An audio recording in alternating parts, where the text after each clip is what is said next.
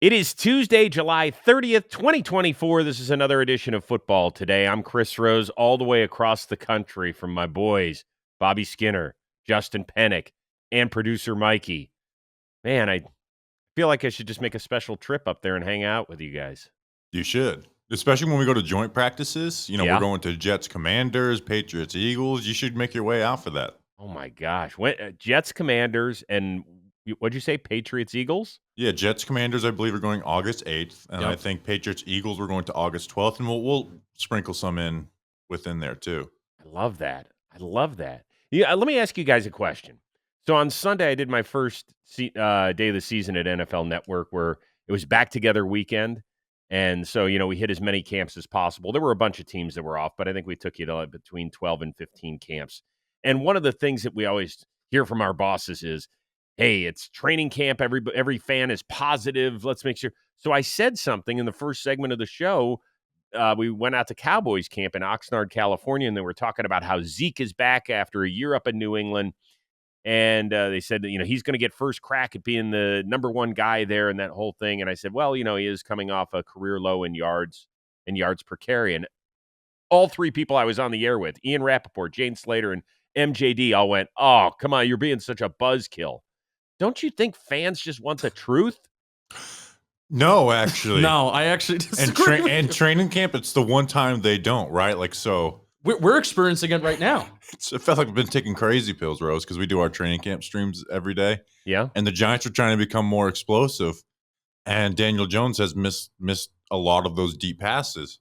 And we've just come on and talked about it. And, historically, he's been low and really low and even just attempting those. And talk about what we see. Like that's People, at the end of the day, that's what our training camp live streams are. We are at training camp. We are talking about what we just witnessed. And people lose their minds. They're like, "You guys are just haters." It's like, no, we're just talking about what we happen. It's like, people are like, "Why do you guys care so much about practice?" Like, well, you are the one watching a 30-minute video on an individual practice. I think you care about practice a lot.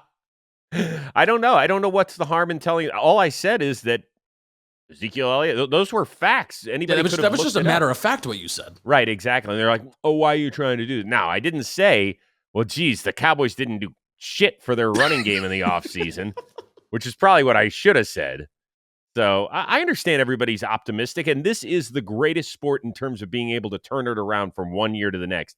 How every year we see a team that finished in last place make the playoffs the next year. That does not happen in other sports. No. Not at all. Not at all. So I guess I was wrong and right, is what you guys are telling me. Right, but I also think, and I think we're even maybe experiencing this a little bit with our TPPs. Like we were pretty positive on the Tennessee Titans. I'm pretty sure that it was shared somewhere. That TPP. By the way, thank you to everybody who's checking those out. If you're checking out just your favorite team, or if you're checking out for all 32. But I think that was shared somewhere because of how positive we were. Meanwhile, there's a lot of these other teams that we've been pretty negative on. And fans, this time of year when you're 0-0, this is why we say training camp is the best time of the year, because you're 0-0, and no matter what, like, hey, week 1, September, whatever, you could start your season 0-1, and it could be headed downhill from there. But you can't take optimism away in training camp. So, Chris, I think, like I said, I think you were everything you're good. Right, you're also wrong. Everything good is translatable. Yep. Anything that's bad this is why they're practicing. Everyone is going to stay healthy. Yeah. Okay, I'll keep that in mind the next time I'm employed there. If I'm still employed there, I got to check. The biggest news to happen over the last several days was we had a pair of 20-something quarterbacks get 4-year extensions. Jordan Love, 4 for $220 with an NFL record $75 million signing bonus. And Tua, how many times have we talked Tua in contracts? He got his 4 years, almost $212.5 million, 167 of which is guaranteed. I know how much Bobby Skinner loves talking about quarterback contracts, so I'm not even going to go that direction unless you. Well, here's the thing: these are the two quarterback contracts that I think are the most interesting to talk about, because Love is off of 1 year of production, and Tua is at the cut line of like, you know what, I wouldn't pay that guy. I forget. Did you say you did say after all the fuss that you would have paid him? Jordan Love? No, Tua. No, I would have ran this out and franchise tagged him if you wanted to keep him another year. So you hate this deal? Yeah, I don't love it. Now it's hard to try and get the contract details on it, right? Like, Spot Rack and Over the Cap have different numbers. And essentially it's 3 year, it's this year, next year, and the year after are guaranteed. Mhm. Now, if this year goes bad and they cut him, then they can get out after the second year. But to me with Tua, it is so much scheme oriented with playmakers, Tyreek Hill and Jalen Waddle and Mike McDaniel, who revolutionizes the game, and all the other coaches copy him. And it'd be one thing if he was performing really well in that, right, throughout the against the good teams, Against the good teams is the and key. in the playoffs, and that's where Tua has been his worst, and not just everyone plays better versus the bad teams and worse versus the good teams, but he's been awful in those games. So to me, it's so eerily similar to Jimmy Garoppolo in San Francisco that he is the cut line for me of I wouldn't pay him. Wow, you just compared him to Jimmy G. I think he's better than Jimmy G, but it's a similar situation. Is it not very similar? It is because I don't think I've ever seen a quarterback that is as Jekyll and Hyde against good competition and bad competition. Against bad competition, you're like, damn, are they playing like 3 defenders down? Because the Dolphins always look like they're running free. He is the first Dolphins quarterback to lead the league in passing since Dan Marino did it in 1992. And you think that's strictly because he's got 2 stud wideouts, incredible speed in the backfield, and an amazing play caller, right? I don't think it's strictly because not every quarterback can do that, obviously. But Jimmy Garoppolo was like number 1 in EPA per play for years, and Jimmy Garoppolo actually like kind of played worse at the end in San Fran. Where at the beginning he had some really nice games and 5 touchdowns. I always remember that shootout with the Saints that he had. But it's I do like. What do you think if Mike McDaniel was replaced with your run-of-the-mill offensive coach, Mm-hmm. or if you didn't have the Tyreek Hill and Jalen Waddle guys there? I just don't think he's someone that we're saying should be paid. That's a tough one. Is he worse than what Jared Goff was when the Rams traded him? It's very tough because I think you have to really worse look at it than what Jared Goff was when the Rams traded him? Yeah, because I think he is. I mean, at least Goff had some playoff success. I mean, the last 3 games, they could have went 13-4 and been the number 1 seed playing in Miami. And they scored 19 on Baltimore in a blowout, 14 on Buffalo in an AFC East title game, and then 7 on Chiefs in the playoffs. Had 5 interceptions in those 3 games, and I could go through all of them. They were all awful. They were all awful interceptions. Not just looking at raw numbers. Like, hey, he's 1-6 against Buffalo and winless up in Orchard Park. And the Dolphins overall went 1-6 versus playoff teams last year, and they averaged 13 points per game, right? So we're not talking about, hey, they're the number 1 scoring team, but they scored 22 points per game versus the good teams. They have 13 points per game. That would be worse than the NFL. I think you also have to look at it from the team building perspective here, where it's not just a matter of, is Tua good enough to be paid XYZ? Is Tua worth it? Can Tua lead a team? But also, you're at the point where you're paying Bradley Chubb, you're paying Terron Armstead, you're paying Jalen Waddle, you're paying Jalen Ramsey, you're paying Tyreek Hill, and the cap is going to expand, Matt. Like, this is not me saying that Tua's contract is going to limit them from building up a good team, but that's a lie. But that's also a part of reality. They're a team that just let Christian Wilkins walk, right? And they're a team. Do we think this team is a Super Bowl contender? No, with Tua, no. Let's say if they had, I don't know, if they had Trevor Lawrence, would we think they're a Super Bowl contender? Right, so Trevor Lawrence kind of right in that middle of the top quarterbacks. I think so. Steve, I think the better comparison is if you had taken Kirk Cousins and put him on Miami. Now where do you? I think he'd be a lot better than Tua. Yeah. In fact, we talked about probably in season or right after the season that I think this would be a good landing spot for Kirk Cousins. So, Chris, we were on the phone yesterday. And when we were talking about, the quarterback contracts and how we're going to approach this, my brain went to, like, this is basically it for QB contracts, right? Because I think you're going to have, obviously Dak is going to get paid, and that situation is evolving. But he's already paid. He's already paid, and that's a very unique situation on its own. But you're going to have Brock Purdy and then CJ Stroud are the two guys that are coming up. My question is, and this could be a rhetorical question as of now, I wonder when will be the first team or quarterback who has a good season or who has shown flashes, but everyone knows they're not the long-term answer.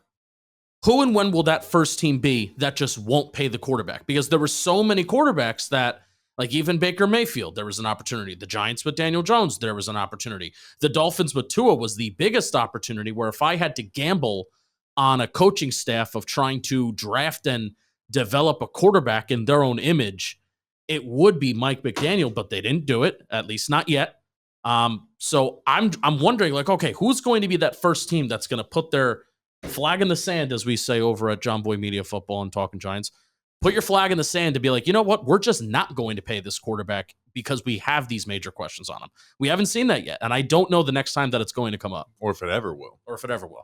Well, there aren't that many opportunities right now. Everybody's paid. Even the average guys have gotten shortish extensions. Yeah, look at this. Baker is 19th in average annual value with $33 million. 19th. The next five guys are Geno at $25 million, which that deal looks like a steal.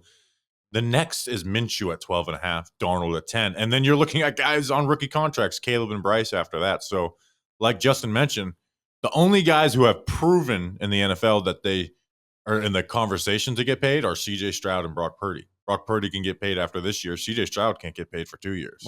2 or 3 years, right? All right, let me ask you this, because I think the Jordan Love one is fascinating. The guy has 18 career starts, and we didn't really blink when he signed a $220 million deal with a $75 million signing bonus. Why, in your opinion, Justin, are so many more people if not in love with Love over Tua? Because I think it's the way that he plays quarterback, right? And it's not just looking at his surroundings, where obviously the Dolphins have a much better surroundings, and I don't want to say that there's a coaching advantage or disadvantage, because I think both coaches are an advantage in their own right. But I think the way that Jordan Love played quarterback last year, where, you know what? Aggressive, pushing the ball down the field, big arm talent. Yeah, I'm not going to sit here and compare him to Aaron Rodgers, but you know what? You close your eyes sometimes, or, hey, if you have prescription glasses like me and you take them off, and I stand a little far away and I'm watching the TV and I see some of the arm angles that he throws with and getting the ball out quick and overall just running that offense, I may think that there's an Aaron Rodgers under center. So I think the way that he ran the offense, and even in big moments too, Chris, I understand he left off that season with the sour taste in your mouth with the bad interception, but he played really well in the playoffs against a very talented Cowboy team. And I think he even played for 3.5 quarters playoff winning football that could have gotten them to the next step in the playoffs as well. Yeah, I mean, at 23 touchdowns, 3 interceptions in those the first 7 games of the year, you're probably saying no, and then it just really exploded. Yeah, there was a trajectory. Yeah, like his completion rate and yards per attempt skyrocketed. 23 touchdowns, 3 interceptions, 261 yards per game, which would have been 7th in the NFL. And we're talking about a wide receiver group that I think we like their 4 guys, but none of them are alpha stars, right? Mm-hmm. Like you have Christian Watson, Romeo Doubs, Jaden Reed, and then Dontavian Wicks. So they're not a team that's filled with stars to build up a quarterback. They're the type of guys who can be good with the right quarterback. Right. I think that's all fair. It's just fascinating that we kind of give him a pass. I mean, we don't even know if he's going to be great. We're all like, yeah, you know what? They're not paying a guy $220 million for what he's accomplished. They're paying it for what they think he can accomplish. And so many of these big deals that we have sometimes are for what guys have done and not what they're about to do. Yeah, but if Love does what he did, last year, you're happy with that going forward. Absolutely. Now, I agree with you that it is fascinating, right? That a guy after week 7 of this season, we're like, nah, it just ain't it, right? Right. And just totally turned it on. So you have to have doubts in your mind. Even the biggest Jordan Love fan in the world has to have some doubts in their mind with this. But I think we all view this as the right move for the Packers, because what about Jordan Love's play? Like when Tua's at his best, you're even like, yeah, but look at how a little gimmicky this is and how much is so reliant on the scheme and the coaching or the players, the outside players.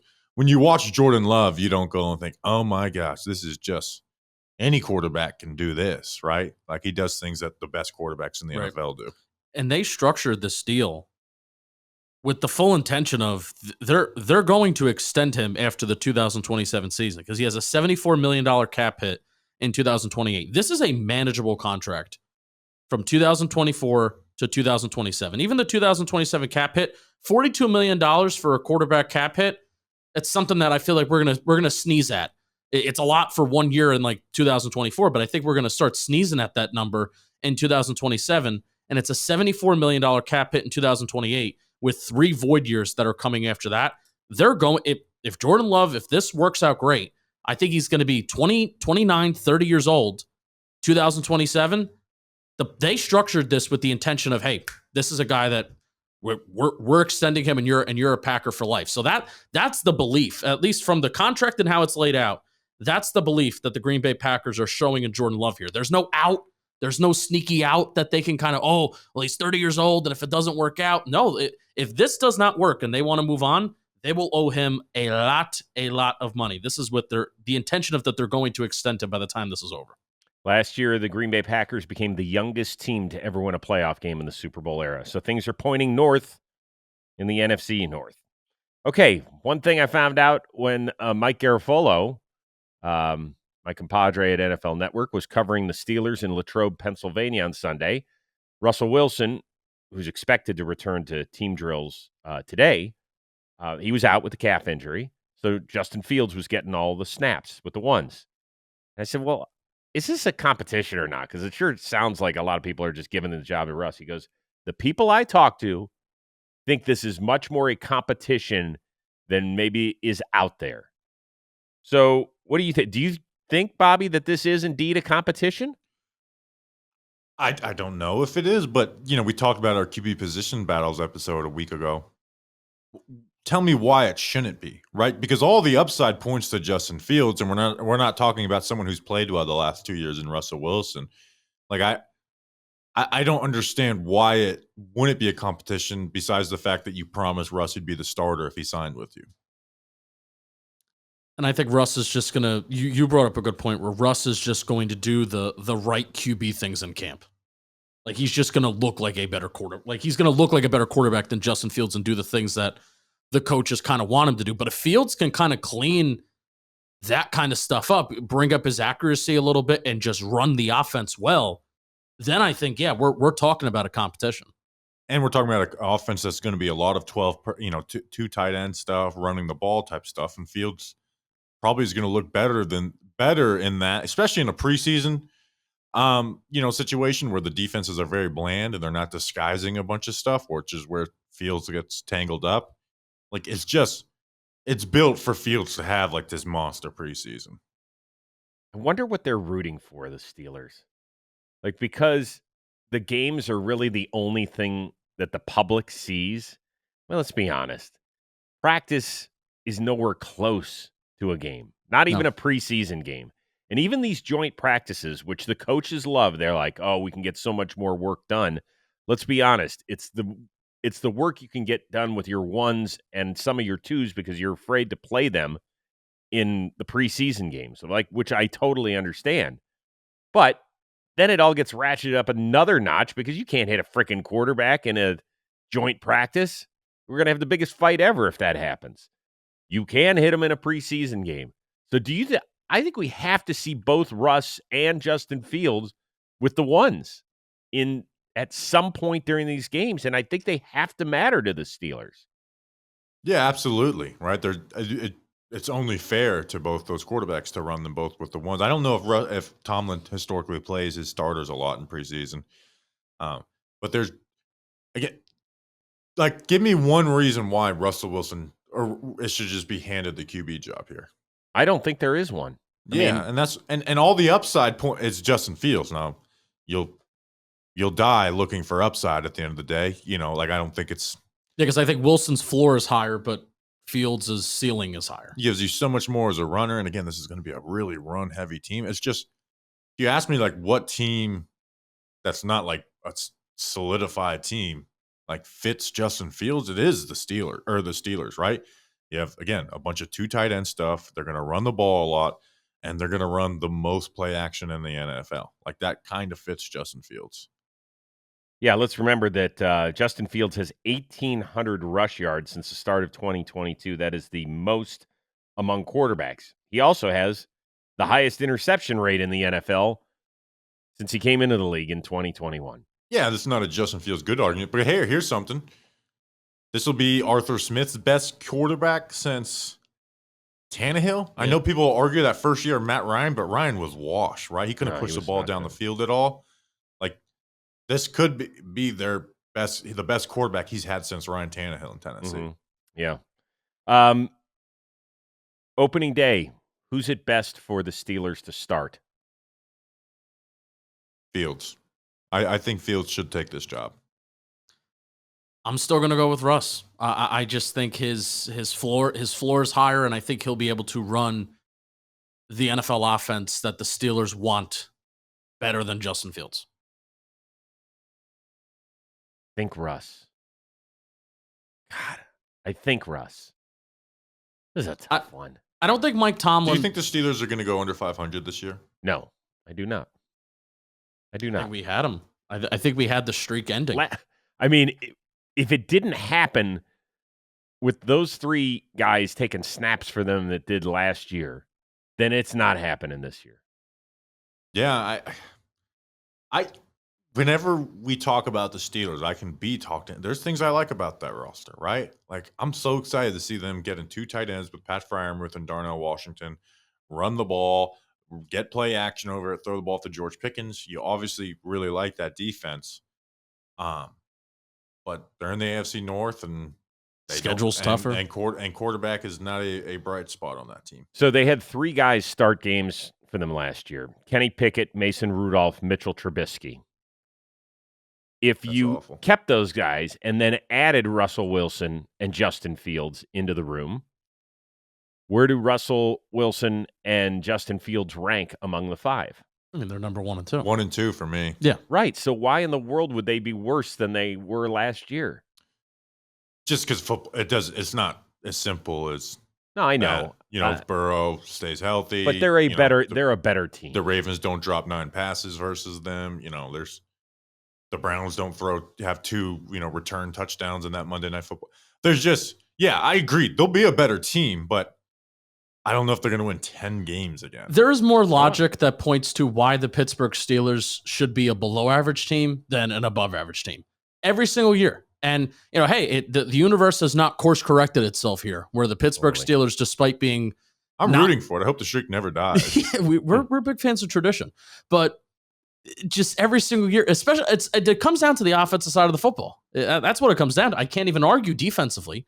They even have some young defensive players over there that are fun and good, but there's nothing that points to that where offense is so important in the year 2024. There's nothing that points to me that that's going to be an offense that should be part of a 9-win football team. Did you know that Najee Harris leads the NFL in touches since he came into the league? And that's not going to change under Arthur Smith. Yards per touch or touches? No, touches, period. He's been a volume guy. I know he was high in yards per. Oh, Najee. I'm thinking Jaylen Warren. Jaylen Warren was top in yards per touch. Yeah, I believe that 100%. That's not going to change unless. Or I'm interested to see who is going to be the player on that Steelers offense. There will be somebody where fans of the team will go apeshit that they are not on the field or not getting the ball, and I don't know who it is yet because it won't make sense, and we will talk about it on this show. And I'm excited to see who that is. Well, did you see that Pickens apparently got into it with his wide receivers coach? No way. Day 1. Great. Then he's a leading candidate. I'm shocked. Speaking of getting into it, the Patriots, their first season without Bill Belichick in nearly a quarter century. Jerod Mayo, who played under Belichick, is now the head coach at 38 years old. Matthew Judon is returning from a biceps injury that cost him 3/4 of last season. He is entering the last year of his contract where he is set to make $6.5 million in base salary. He is a very, very good player, very productive. And he did not dress for their padded practice on Monday. He was seen conversing with Elliot Wolf in somewhat of a stern tone. Then Jerod Mayo came over. They talked, and then Judon left practice and walked inside. Something's going to come out of this. But there were a lot of Patriot reporters that have been up there for many years that said this would never have happened in the Belichick era. Is this a big deal or not, Justin? I think it's a big deal if Jerod Mayo can't, obviously, if he can't course correct it, right? I think this stuff maybe happens. I mean, this is a steal for the New England Patriots that Matt Judon's next 2 years are $16 million and $14 million cap hits for them. And this is a guy that could easily get them 12, 13, 14 sacks the next 2 years as well. I mean, that's an absolute steal. I think it will be if the conversation starts in the locker room about, is this regime going to take care of us? Are they going to take care of its players? They've been paying everybody, though. But, how are we valued? But still, this is I can imagine a leader on the defense, and it could be if it's not course corrected. They do need, whatever it is, they need to nip it in the bud because they don't have a lot of good players, and he's a good player. Yeah, but at the same time, like, Judon's 32 years old. He just came out of a season where he missed 13 games. Did Barrymore get hurt? No, he has blood clots. Blood clots. Wow. Yeah, that's very so bad. like, that's a huge piece that they might be missing. And Judon said, I don't want to be fined for missing anything mandatory. I ain't giving no money away. So again, I think Friday we can maybe talk a little bit more about this because something will come out of it. Like, is he just, giving reasons to not practice, but he's there so they can't be fined? So I don't know what happens out of this, but I think all options are probably on the table, like a trade, anything. Well, I don't know if they'll get to that extreme. I think it's more, everything is being viewed through a brand new lens up there in New England. Everything from the way a team is constructed to drafted, because forever you knew the answer that you were going to get was no answer whatsoever. And now I see Jerod Mayo sitting down doing TikToks with Kay Adams. Like, it is a brand new world, and you damn well better believe that everything is under the microscope up there from not only the media, but the fan base, which is going to say, hey, listen, the last few years stunk, and we're okay with moving on from Bill, but damn, there are 6 banners sitting there at Gillette Stadium because of the way he ran stuff. And so now we're doing stuff on social media, and we're having arguments on the field, and it ain't going to be pretty this year on the field. We know that. But man, oh man, they just have to be really careful, I think, with public perception this season.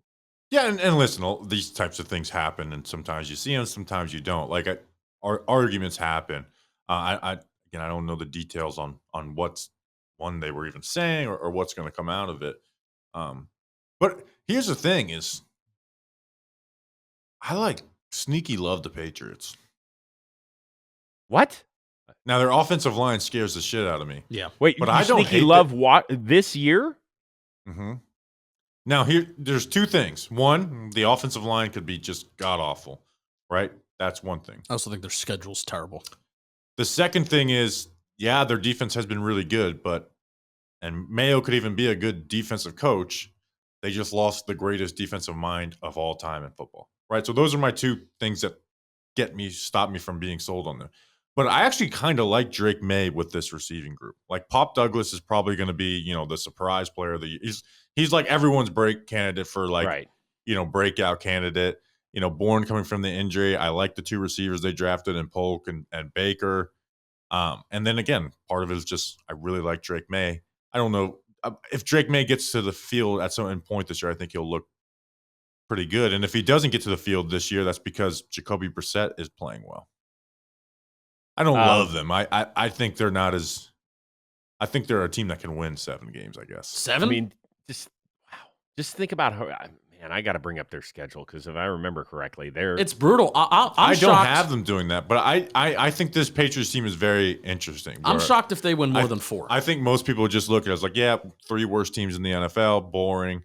Where I just think there's a lot of fascinating dynamics on this team. Well, I was trying to figure out when we might see Drake May, and the first half of the year is littered with teams that either made the playoffs last year or are Super Bowl hopefuls. Yep. It starts with Cincinnati, Seattle. They got the Jets twice, at San Francisco, home against Miami, Houston, Jacksonville, They play over in London.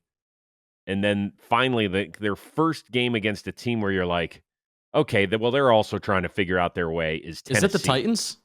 Yeah. I So want to see him play versus Caleb Williams. So their over-under was at 4.5 wins. I had them at over. I have it at under. And Chris, without commenting on Chris, how many? What do you think is more likely for this Patriots team? 4 wins or 6 wins? Let me ask. There you go. Yeah, that's a better wording. like if I had to predict a record this year, I would say I think that 5-12 looks comfortable if I were to just put a record on it. All right. That's How's that over sound? than a lot of people's expectations. All right. Here's something interesting for you. Drake May was the Patriots' first top 10 pick since whom? Oh my gosh, I know this. It's I don't know this. they had a random top 10 pick in like 06 or something. You're close. I'll Or give you the year. 07. 2008. He was a great defensive player too. Mm-hmm. Really a good. Was it defensive- Jerod Mayo? It was Jerod Mayo. Bam! I think I watched that draft this year. Anyways, yes. How great is that, by the way? That's pretty amazing. That Yeah, their two top 10 picks of the last 20 years are their two most important people in the building right now. That's isn't that crazy? Yeah. Okay, I kind of Oh, dug man, that. How about that? All right. Here's what we're going to do. We are going to each pick one team that has been underhyped, if you will. Not appreciated enough here as we're just starting our preseason football within the next week or so.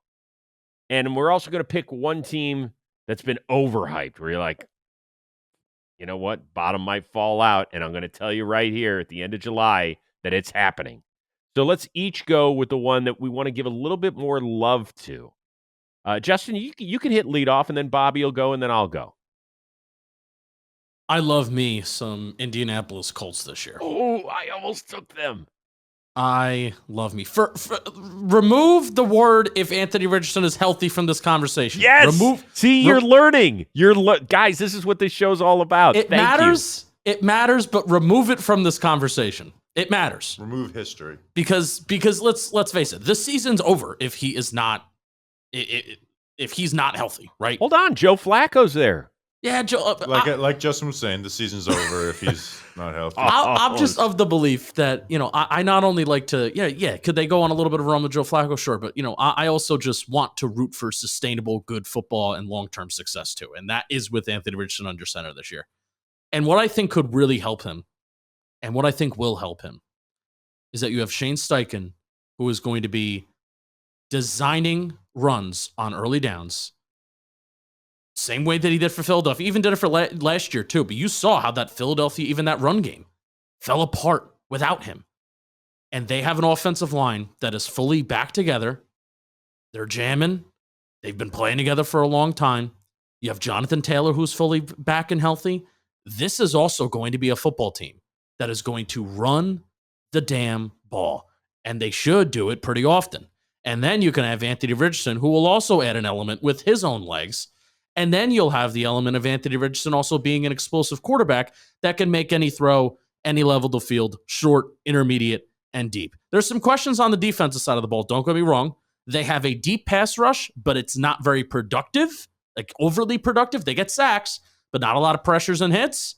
They have a secondary that is young. They acknowledge that they had a young secondary, and they didn't do much to improve it this offseason. But that team overall and that offense overall, led by that offensive line, I love me some Colts this year.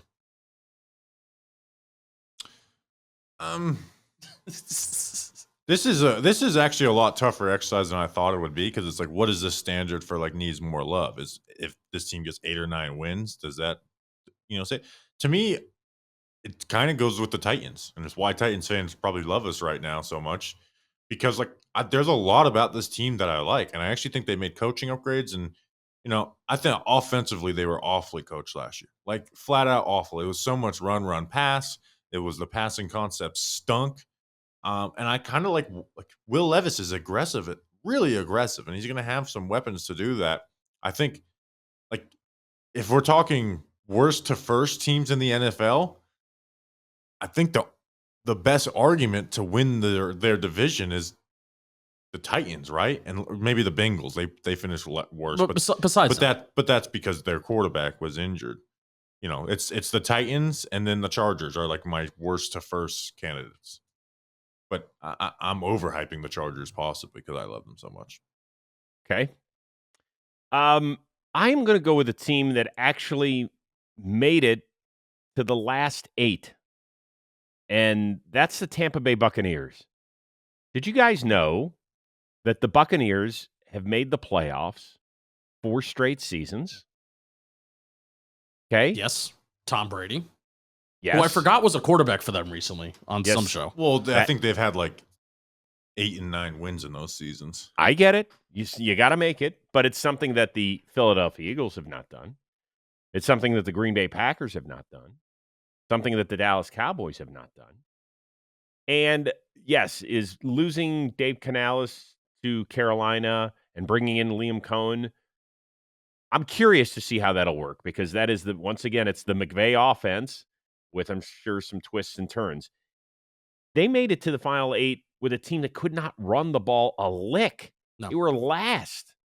And so if they can improve in that area at all, they've got to extend Tristan Wirfs, make him happy. You know, they've drafted a lot on that offensive line. Their defense a season ago gave up 19 points per game. That was their fewest in a season since 2007. They're not sexy. Their coach has zero energy in a press conference. Baker can drive you nuts as much as make you get out of your seat and say, holy shit, that was awesome. But Mike Evans didn't leave. And you know what you can mark him down for? 1,000 yards, at least 10 touchdowns. And I think there's going to be a lot of pressure on the Falcons to get stuff done. So they won't even be talked about in a division that they've won 3 straight years. Right. Yeah, they are the team. Their fan base probably it's a team fan base that probably feels the most disrespected because, like you mentioned, they did go to the playoffs, win a playoff game last year, and they gave the Lions a pretty valiant fight there. And it seems like everyone is picking the Falcons to win the division. And even me, I have the Saints second in that division after the Falcons. Mm-hmm. So yeah, they're probably the fan base that feels the most disrespected. But that's because if you look at last year's playoff teams, you're like, okay, which one is the best bet to not make it this year? Everyone probably points at Tampa as well. I understand it. Just saying, I think it's good to give them a little bit of love as they're about to embark on a 6-11 season once Rose puts the old kibosh. All right, so what is the team maybe you're worried about a little bit? Bobby, you can go first here. This was actually the tougher part because there's 10 teams that are like not projected to go to the playoffs that I could have fun talking about. Do the Raiders count? Even I could say the Falcons, but even then I don't believe it. Like I think the Falcons are going to be okay this year, win the division. The answer of like actual not living up to anywhere near expectations and be disappointing would be Dallas because it just seems like a season just prime for turmoil, right? With the Dak situation, with Jerry Jones's comments the other day, which I didn't hate those comments, by the way. You know, you mentioned their, lack of a running back. They just had Sam Williams go down, who was locking in during camp. They lost their Tyron Smith. They're relying on 2 rookie offensive linemen. They lost Sam Williams. They lost their other depth edge players, and Dorrance Armstrong and Dante Fowler. It just seems like a team that it just seems like a team with a lot of turmoil. Okay, I almost went with the Dallas Cowboys. I am going to go. If I had went with them last year, I would have nailed it because we all expected the Jacksonville Jaguars to win that division. I don't know where this franchise is. They feel like they should be further along than they are because they made that big step. They had that huge come-from-behind win against the Chargers a couple years ago in the playoffs. They ended up losing to Kansas City in the divisional round. Obviously, no shame in that. And they've got, it feels like, good enough talent. Brian Thomas is an interesting guy. Everybody loved him coming out of LSU. Is he going to be enough with now Gabe Davis coming over from Buffalo and Christian Kirk? They were able to unlock Evan Engram, But I just feel like, first of all, Houston has surpassed them as the sexy team in that division. Justin, you just mentioned how much you love the Indianapolis Colts. Mm-hmm. The Titans, we've talked about them, that they're a lot of it is all predicated on Will Levis, but they've got weapons all over the place. Yeah. And, as long as Coach Callahan and Pops Callahan can revamp that offensive line, they should be fine. So where does that leave Jacksonville right now? They're the most average team in the NFL. Like that's what it feels like. We recorded their team. I think they were actually ranked 17th or 16th too in our power rankings. Yep. They're just average at every spot except their quarterback, and people would even argue that.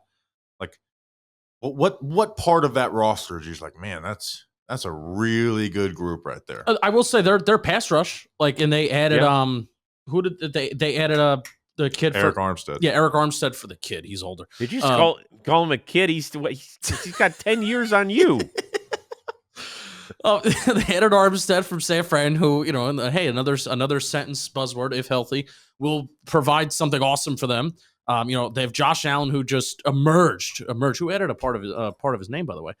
Josh Allen, who emerged as a top 5 pass rusher last year. That's what he did in 2023. So that's like the one area of the team. But besides that, but even then, it's like, do you put them in the top pass rush units in the NFL? I'd comfortably say top 7. How about that? What were your rankings? Because I'm just pulling out my old rankings. It was Browns, Jets, 49ers, Steelers, Cowboys, Texans. My honorable mentions were Eagles, Chiefs, Giants. No, it's not that they're not that high because they're top heavy, right? And part of it is there's so many good pass rush units. Yeah, too. Yeah, I guess. Yeah, Trayvon Walker had the quietest double-digit sack season ever. You're like, wasn't he the first overall pick? And then, by the way, it's Josh Hines Allen. If you were looking for the hyphenated part, that must be a Jacksonville thing because my buddy MJD added his hyphenated name while he was a Jacksonville Jaguar. That is true. There. I loved him at UCLA. I know you work with him a lot, but I loved him in Jacksonville too. If we ever do an interview, I just wanted to ask him about Greg Jones a lot. Anyways. Oh, we're going to have him on at some point. He is pure comedy. He's great. I love the dude. Do you know what he did recently? And we're going to talk to him about this. He's an enormous traveler. Every offseason he goes places. So he went to Pamplona, Spain, which of course is famous for running with the Bulls. And he sends me a video while he's over there of him eyeing from a birdish eye view the trek. He's like, I'm doing this tomorrow. I was like, the hell you are. I need you in one piece. And I see you. You do not have the elusiveness. The way he'd smack those bulls around. Nuh-uh, not the way he's looking these days. I was like, brother, you are not elusive anymore. So stay. And he told me the story yesterday about how crazy it was. And I was like, well, I want to do that one day too. No, so you don't. And both your co-hosts can go do that. That is on my bucket list of things to do. Bobby, what do you weigh? A lot. But here's the thing: is I wouldn't take any chances. Once it got close, I would be over the railing. But Bobby, there's a ton of surface area. Well, you can just jump out over the railings to the side. Pennick? I'm gonna look up running in the Bulls videos. Pennick, how would our boy do over there? I wouldn't. I'd put would you block for Maurice Jones-Drew? Pave away from him. I'm trying to look at it because they're able to go off to the side and stuff. Yeah, there are those gates and stuff that you can get up over, I guess. But still, that doesn't mean that the Bulls know how to play by the rules. I know, but I'm saying I would be concerned. I wouldn't take a lot risks, right? I would just kind of be in there a little bit, get out quick, and just say I did it. I was a part of the running of the Bulls 2026. That's terrifying. Do you have? Yeah, see, all these guys move to the side. It's all about just risk management. It's really not about your athleticism. You're probably one of those guys that wants to jump out of planes and do all that sort of shit too, aren't you? Well, you mentioned the weight. I don't think I'm able to jump out of planes, but if I get on that Brian Dable diet, I would love to jump out of a plane. By the way, how good's he look in person? Looks great. It's ridiculous. He had to do something. He did Pilates, but it was in 3 months. Him and Wink Martindale really fought for that pizza. And I guess Dable won. That's my main takeaway. Oh, good for him. That's nice. All right. So we got the Hall of Fame game. We got the Texans and the Bears. What? Whoa. Players to watch for in the Hall of Fame game. Whoa. What? I didn't say my team that I'm worried about. Say it. Go for it. I'm worried about the Baltimore Ravens. How worried are you? Like from 1 seed to not making the playoffs, or 1 seed to like a 6 seed? I think they could possibly finish third in their division. Well, third made the playoffs. I know. So that this is not me dismissing them not being a playoff team. This is I love the Bengals. I'm all in on Bengals this year. Okay. And Browns, like, grinded out team. Hey, Watson, whatever. We could talk about that. But the fronts just worry me with the offensive line for the Ravens has always just been a strength where I do not view it as a position of strength anymore. And then even their defensive line, it's worrisome. Your edge rushers are going to be Odafe Owe and Kyle Van Noy. Those are the two edge rushers that are going to lead the way. Who Van Noy had a resurgent year, but also McDonald's leaving. I'm worried about the Ravens. And we've talked about it before, but that's my team. Okay. All right. Now we can do the outro. We need one player to watch in the Hall of Fame game. Well, that becomes a little tricky because based on the timing of when we are taping this, I don't think either coach has said who's playing. So, well, they're not going to play their starter. So I'm going to go Austin Booker, edge out of Kansas for the Chicago Bears. I bet you he gets a sack. Okay. All right. Houston's first pick, Kamari Lassiter, kid out of Georgia. That's a good one. Yeah, didn't they change didn't they bring in 98 defensive backs? The Texans, let's see here. They have a lot. They got a couple first round. They got C.J. Henderson, a former first rounder. Lonnie Johnson's been on the Texans for like 5 years now. They brought in Jeff Okudah. Yeah. Oh yeah, Okudah's in there. So they have 3 first round corners, 2 that are. Yeah. They brought in Mike Ford, but he's more of a special teamer than anything else. Yeah. So I would say Kamari Lassiter. I've read a few good things. It sounds like D'Amico really, really digs him. So, there's a good chance he's their starter at the end of the day over Okudah. Yes. So. Oh. Yep. You'll never guess who's a running back for the Texans. J.J. Taylor from the University of Arizona, formerly on the Patriots. He is going to be a preseason star. Bang. That was like a Justin 2020 draft crush. You need to move on. 2020. Nope. You never move on from your draft crushes. Yes, I do. I hate De'Ami Brown now. Nope. I never move on. Well, now that he's got Jaden Daniels throwing him the football, isn't he still there with the Commanders? Yeah, and he hasn't done. He was my guy that year, and he just failed me. So now I despise him because he made me look bad. All right.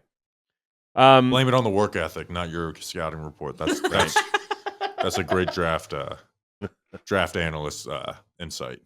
All right, boys. Inching closer to football. Yeah, we'll have some football to talk about in the near future. Shout out to producer Mikey. Always does a bang-up job with the show. Bobby Skinner, who will not be running with the Bulls anytime in the near future. And Justin Pennick, who is just so impressed with Brian Daboll's Pilates regime. Yes. I am Chris Rose, and we will see you Friday here on Football Today.